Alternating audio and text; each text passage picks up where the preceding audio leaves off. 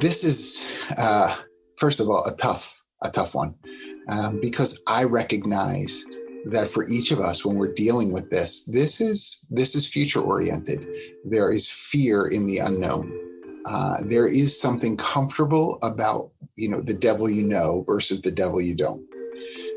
So I would ask you to take a minute and decide what you think next looks like. It may be that it's a matter of changing the company that you're in. Maybe you're okay with the work that's to be done. It's just the environment that is not conducive for you to do the work that you like to do, that you want to do. If that's the case, then maybe in some ways that's simpler. It's a matter of looking online for another organization that's looking for a similar role.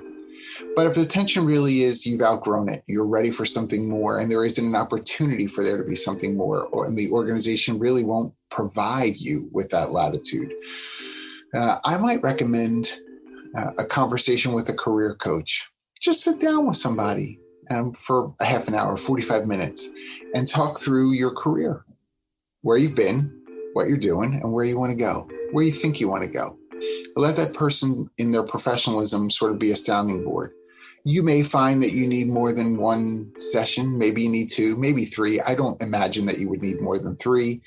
I'm not talking about resume writing or updating your LinkedIn profile. I'm purely talking about sort of figuring out what next looks like for you. Because if you know that it's time to go, then quite frankly, and quite often, then it's time to go. You will then have that conversation with your senior leadership to say, thank you so much for all that I've gotten a chance to be a part of here. But at this time, this role is no longer the role for me, or this organization is no longer the organization for me, because I'm ready for more. I'm ready for the next challenge. If you'd like to keep things civil, continue with those I statements rather than the you don't give me what I need kind of perspective. I know people can leave and blow things up. I kind of lean a little bit more towards the, don't burn bridges if you don't have to. Not to say that I've never done it. I certainly have. And quite frankly, I wanted to burn them. But it's rare. It's rare.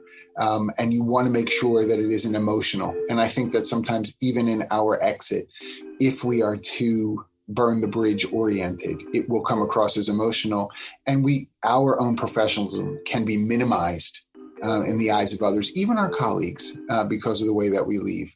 So if you've gotten some of the perspective, let's say from a career coach, or if you already know and can sort of walk yourself through the perspective of what you're looking for next, start the work to start looking for that kind of role. Talk to some recruiters if you need to. Again, a career coach could be helpful if you're trying to figure out what these next steps should be. And talk to, again, that trusted person, both about the situation you're in at work and where you think you might be needed next, what you'd like to do next. It's okay to dream a little bit. It doesn't mean that it's going to go from A to B. You might go from A to D. And what are the next B and C steps that'll make sense to get you to D? That's okay too. Right? But take the time to sort of unpack that.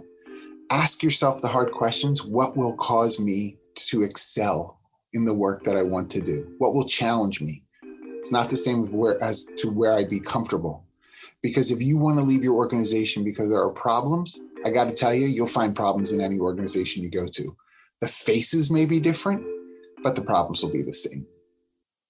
Be thoughtful. This is John Baldino, president of Humoriso.